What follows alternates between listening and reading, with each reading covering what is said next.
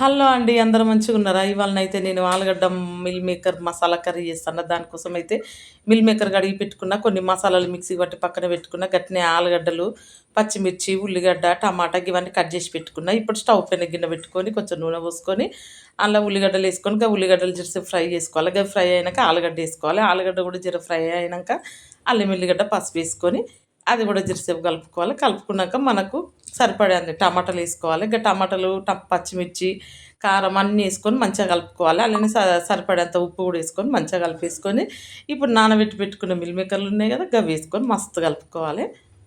అవన్నీ మంచిగా కలిపేసుకున్నాక జర్రసేపు మూత పెట్టాలి. మూత పెట్టి మళ్ళీ మూత తీసి మనం మసాలాలు నూరుకున్నాం కదా, ఆ మసాలాలు ఏందో అందులో పెట్టిన వీడియోలు జర చూసుకొని ఇంకా మసాలాలన్నీ మిక్సీకి పట్టేసి కొంచెం అంత ఎసరు కూడా వేసుకోవాలి. ఎసరు వేసుకొని జర అట్లా కలుపుకొని మూత పెట్టుకోవాలి.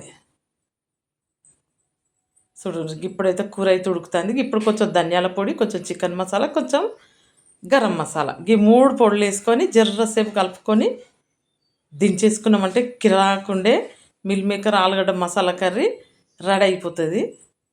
గిన్నెనైతే కొత్తిమీర లేదు. ఎగ్గి కూర అయితే చపాతీలకి, అన్నంలకి అయితే మస్తు ఉంటుంది. ఒకసారి మీరు కూడా ట్రై చేయండి.